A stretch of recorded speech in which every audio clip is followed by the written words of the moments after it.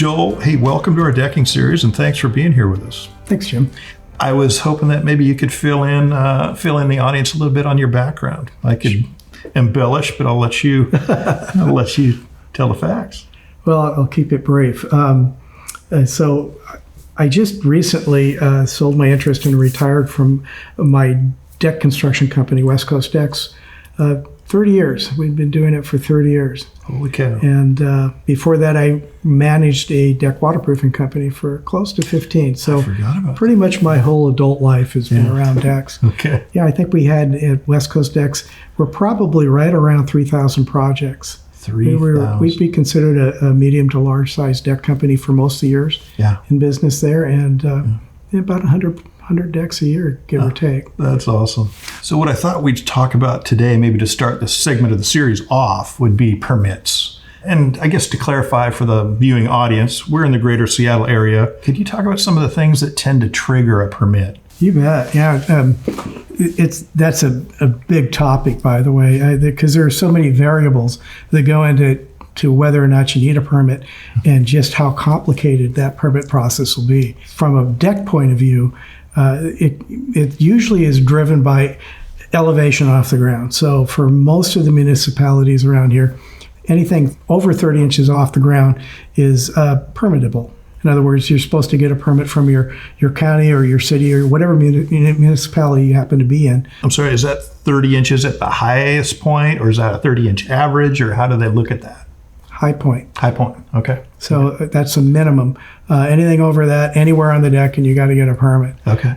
It does vary a little bit. For instance, in the city of Seattle, it's 18 inches. You have smaller lots traditionally in Seattle. Seattle's been around a long time. Yeah. So they want you to permit it mostly from a privacy point of view. There's just small little lots out there. But you can build anywhere on your lot you want if it's below 18 inches as far as the deck. So you could go right up to your property line.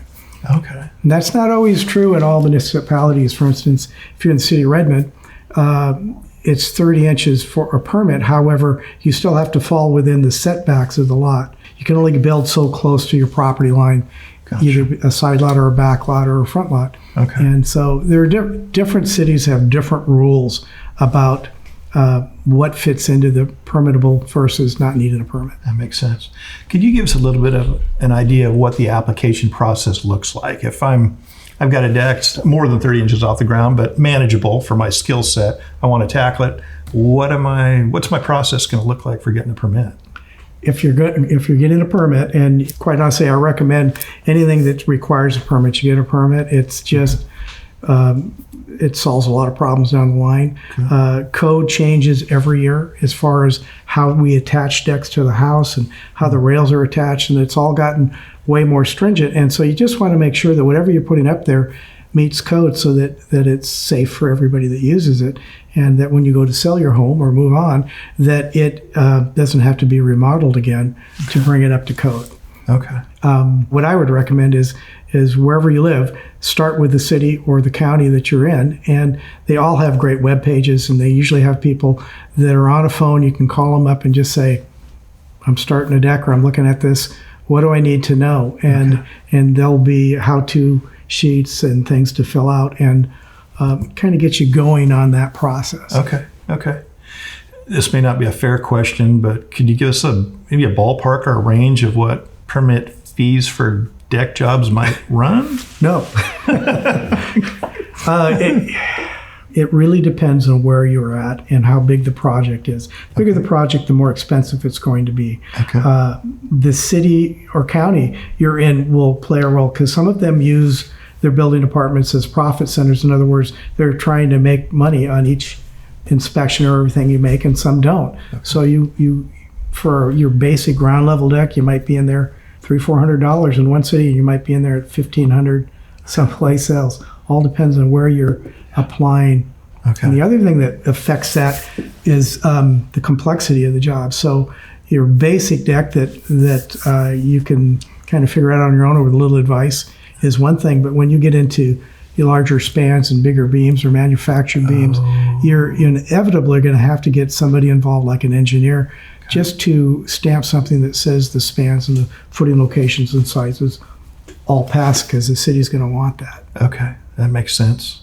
Obviously, it sounds like it's a good idea to pursue a permit if you think it's required. What are some of the risks if you go ahead and build out a job that requires a permit and you don't? What could happen? You build it without a permit? Yeah.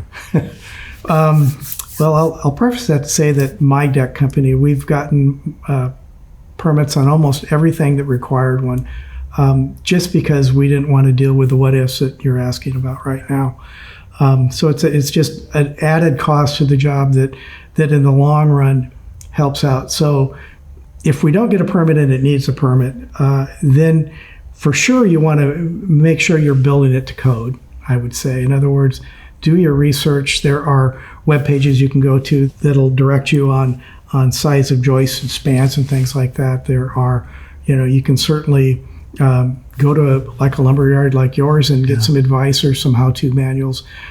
Just do the homework and make sure that whatever you're putting up is built correctly and fastened correctly, so that one, it's safe, and two, since if you don't have a permit and you're building something and your neighbor calls the city and somebody comes out, they can put a stop work order on the project, and then you have to get that permit, and it's probably more expensive. Some cities will double the fee as punishment for not getting the permit.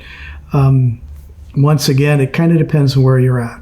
Okay. So for anybody building with or without a permit, it's always good to start out with the locals.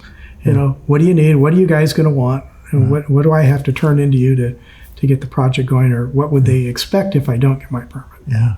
Well, the one thing that comes to mind, I could see having to go ultimately get the permit, maybe pay a little bit more. But the real pain would be if you built it incorrectly and had to tear the whole dang thing down and start over. So I like your idea about always build to code no matter what your situation is, and then you're covered for a variety of reasons. Tear it down, or what if you inadvertently built into the setback? You can't build that close. Now the deck just got shorter, which would be a major rebuild on some project. Okay, great segment. Thanks for being here with us. You bet.